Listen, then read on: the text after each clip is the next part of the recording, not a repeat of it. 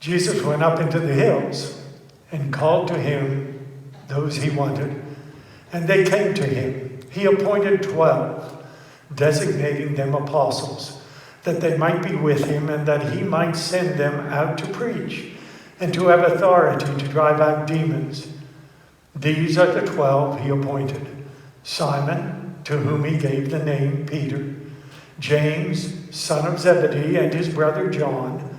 To them he gave the name Boanerges, which means sons of thunder; Andrew, Philip, Bartholomew, Matthew, Thomas, James, son of Alphaeus, Thaddeus, Simon the Zealot, and Judas Iscariot, who betrayed him. Today we remember these men and their actions leading up to the crucifixion of Jesus.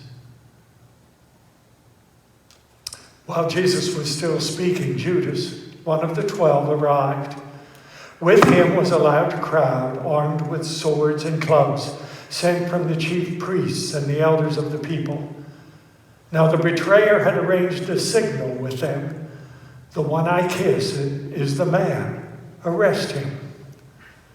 Going at once to Jesus, Judas said, "Greetings, Rabbi," and kissed him. Jesus replied, "Friend, do what you came for." Then the men stepped forward, seized Jesus, and arrested him. Judas betrayed him. Matthew's account of the arrest of Jesus concludes with some telling words. Matthew says, "Then all the disciples deserted him and fled." Do you hear that? Then all the disciples deserted him and fled. The first real friend that Jesus had was Andrew, and the strength he showed was primarily strength of character. Like Peter, his brother, with whom he worked, Andrew was a fisherman on the Sea of Galilee. Andrew was called the introducer, for it was he who introduced his brother to Jesus as soon as he knew that this was the true Messiah. Andrew brought before Jesus the little boy with the loaves and fishes when Jesus fed the 5,000. It was Andrew that introduced the first of the Greeks to Jesus. Andrew is a Greek name and means manly. He seems to have had a quiet strength of character and a helpfulness on which the others could always rely. But Andrew ran away. Bartholomew's name appears on the list of the apostles given in the Gospels of Matthew, Mark, and Luke, and in the Acts of the Apostles. In each list, his name is associated with Philip. John's Gospel does not mention the name Bartholomew at all, but does say that Philip brought Nathanael to Jesus. This, coupled with the fact that each of the New Testament lists of the apostles associates Bartholomew with Philip, has led many to believe that Nathanael and Bartholomew are one and the same persons. Bartholomew, or Nathanael, was one of the first 6 men chosen as a disciple by Jesus, who recognized him as a man of vision and imagination. Philip bade him come and see when he had come to Christ, and was convinced, he declared, "Thou art the Son of God. Thou art King of Israel." But Bartholomew ran away. John was known as the beloved disciple. John represents the highest power and the strongest Christian quality: love. He was the son of the fisherman, Zebedee, and he and his brother James, once called sons of thunder, were strong, brave men who sailed the sea in little fishing boats in stormy as well as good weather. John and his brother James received their call to Jesus' service as they mended nets in their fishing boat. Their response to this call was immediate. Leaving their father Zebedee in the boat with the men he employed, they followed Jesus to spend the rest of their lives as fishers of men. But John ran away. Jude was certainly one of the original 12, but it is not known in what manner he became a disciple of Jesus. John's gospel, or Luke's gospel, and the Acts of the Apostles list him as Jude, but Matthew and Mark called him Thaddeus. There is little doubt, however, that it is the same person. The Apostle Jude is preserved from complete obscurity by the Gospel of John, which records a question he put to Jesus after the Last Supper. On that occasion, in his instruction to the apostles, Jesus promised to manifest himself to those who loved him. This seemed to puzzle Jude, so he asked Jesus, "Why manifest yourself only to those who love you? Why not manifest yourself to the whole world?" In reply, Jesus taught that love was the key to understanding all he said and did. Some believe that Jude was of the family of Jesus, but Jude ran away. The New Testament tells us nothing of Thomas's background, nor of the circumstances and occasion of his call to Jesus' ministry. His name is Aramaic, and in Aramaic and Hebrew means twin, for which the Greek equivalent is Didymus, a name by which he was also known. It was Thomas who on occasion would show intense loyalty and bravery. When Jesus had decided to make the dangerous journey from beyond the Jordan to go to the help of his friend Lazarus, the disciples tried to dissuade him, for they were sure that his enemies would capture him and kill him. But Thomas said to them, "Let us also go, that we may die with him." But in the end, Thomas ran away. Like most of the disciples, Matthew, at one time called Levi, was a native of Galilee. A publican or tax collector, Matthew was a well-educated and a wealthy man who had more worldly goods to give up than most of the other disciples. As a group, tax collectors were generally grasping and greedy. It is not surprising that the Jews disliked them and refused to associate with them in commerce or at religious worship. To his fellow Jews, then, Matthew was decidedly a social outcast.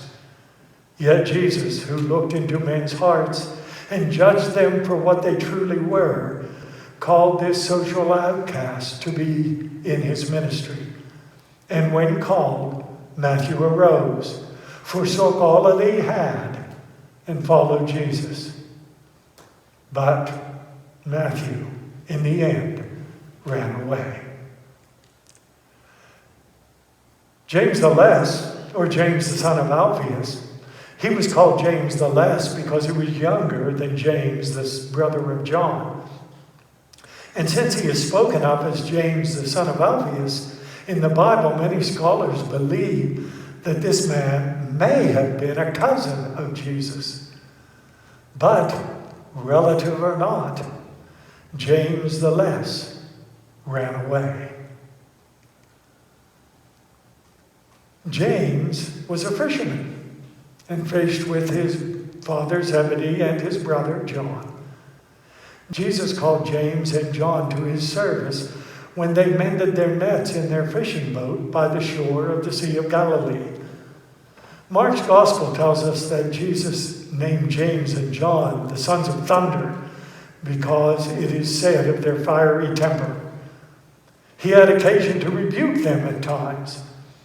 Once they asked Jesus if he wanted them to call down fire on a Samaritan village that would not receive Jesus and his disciples. Another time, they made the ambitious request that they be given places at the right and left hand of Jesus in his coming glory. Correcting their false attitudes, Jesus taught them that his kingdom required meekness and humility, True greatness for a Christian consists in being a servant of all.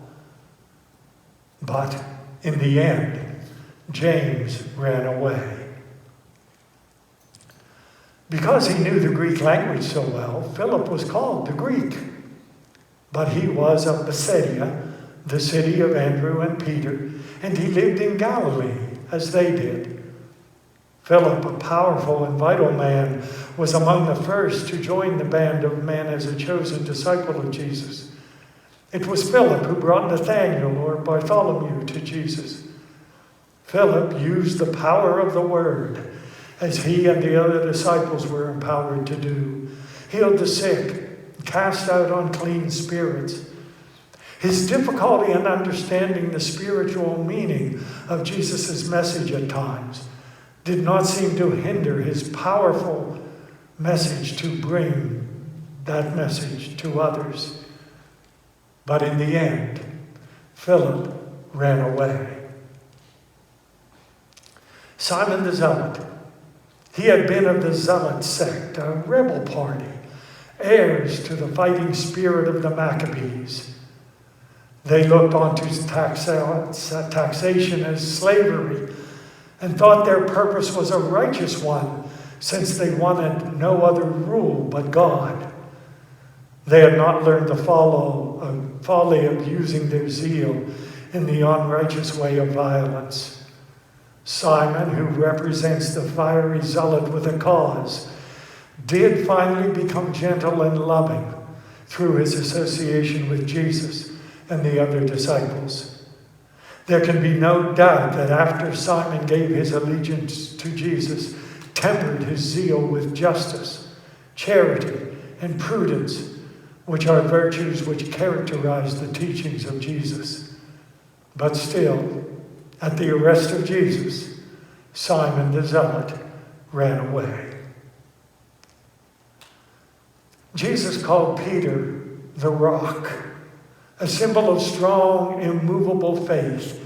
As Jesus said, "Upon this rock I will build my church." Peter was a prosperous fisherman when he was called to follow Jesus. In the beginning, his nature was fiery and impulsive. Throughout Jesus' ministry, we find Simon Peter exercising his leadership qualities with characteristic energy and initiative. Peter was so confident when Jesus told him that he would deny knowing him. Peter said, "Even if everyone else deserts you, I never will. Not even if I have to die with you, I will never deny you." But he did. After the third denial, Luke records, the Lord turned and looked straight at Peter. Then Peter remembered the word that the Lord had spoken to him, and Peter went outside and wept bitterly. Peter denied knowing Jesus. Very early in the morning, the chief priests with the elders, the teachers of the law, and the whole Sanhedrin reached a decision. They bound Jesus, led him away, and handed him over to Pilate. "Are you the king of the Jews?" asked Pilate. "Yes, it is as you say," Jesus replied. The chief priests accused him of many things. So again, Pilate asked him, "Aren't you going to answer? See how many things they are accusing you of?" But Jesus still had no reply, and Pilate was amazed. Now it was the custom at the feast to release a prisoner whom the people requested. A man called Barabbas was in prison with the insurrectionists who had committed murder in the uprising. The crowd came up and asked Pilate to do for them what he usually did. "Do you want me to release to you the king of the Jews?" asked Pilate, knowing it was out of envy that the chief priests had handed Jesus over to him. But the chief priests stirred up the crowd to have Pilate release Barabbas instead. "What shall I do then with the one you call the King of the Jews?" Pilate asked them. "Crucify him," they shouted. "Why? What crime has he committed?" asked Pilate. But they shouted all the louder, "Crucify him." Wanting to satisfy the crowd, Pilate released Barabbas to them. He had Jesus flogged and handed him over to be crucified. The soldiers led Jesus away into the palace, that is, the praetorium, and together with the whole company of soldiers, they put a purple robe on him, then wore a crown of thorns and set it on him. And they began to call out to him, "Hail, King of the Jews!" Again and again they struck him on the head with a staff and spit on him. Falling on their knees, they worshipped him. And when they had mocked him, they took off the purple robe and put his own clothes on him. Then they led him out to crucify him. So all of the disciples ran away. "Oh, but we say they were only human." The difficulty of the night, the fear of the mob that evening, we understand why they ran. We human beings are very complex beings. In one sense, we are creaturely. That's a way of saying that we're mere animals. Humanity has all the systems that other animals have: digestive, reproductive, circulatory, pulmonary. And our bodies die just like all other animals, and in death return to dust from which they came. If that is all we have to say about humanity, there would be no need for the sacrifice Jesus made. See, it's not sinful for an animal to do what comes naturally. If we watch television, animal adventure shows, it may be hard for us to see lions killing antelopes or to see what bald eagles feed their young, but it is not sinful for them. But we human beings are also spiritual. And in our spiritual existence, we do not always choose right over wrong. The disciples all lived for 3 years with Jesus, but they still all ran away.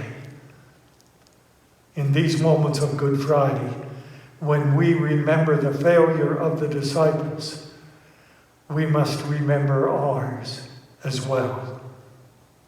All of their sins, all of our sins lead to the cross.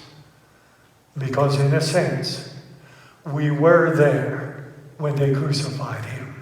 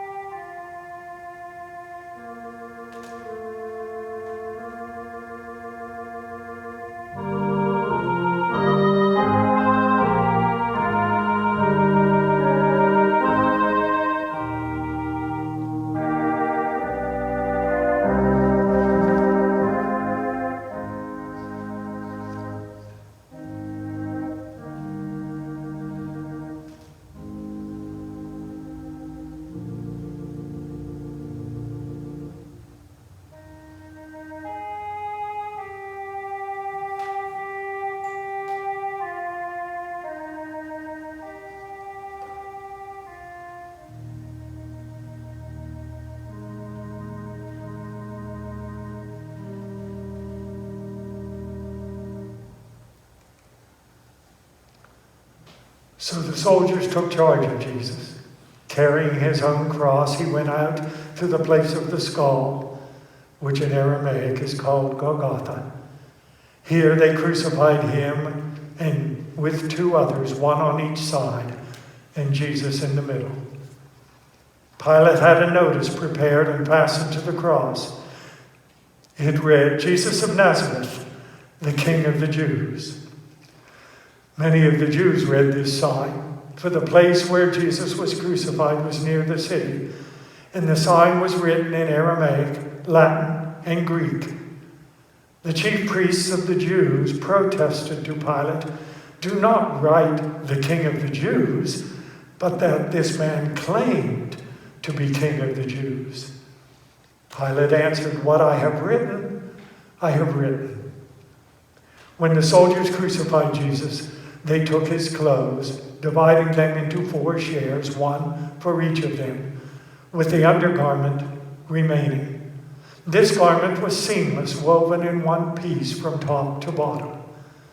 "Let's not tear it," they said to one another. "Let's decide by lot who will get it." This happened that the scripture might be fulfilled, which said, "They divided my garments among them and cast lots for my clothing." So this is what the soldiers did. Near the cross of Jesus stood his mother's sister, Mary, the wife of Clopas, and Mary of Magdala. That's John's recording of the crucifixion. Luke concludes with these words. "It was now about the 6th hour, and darkness came over the whole land until the 9th hour, for the sun stopped shining, and the curtain of the temple was torn in two. Jesus called out with a loud voice, 'Father, into your hands I commit my spirit.' And when he had said this, he breathed his last." Today, remember what he has done for you, for me. And I pray that God will bless you now as we await the power of the resurrection. So be it until we join together Easter morning.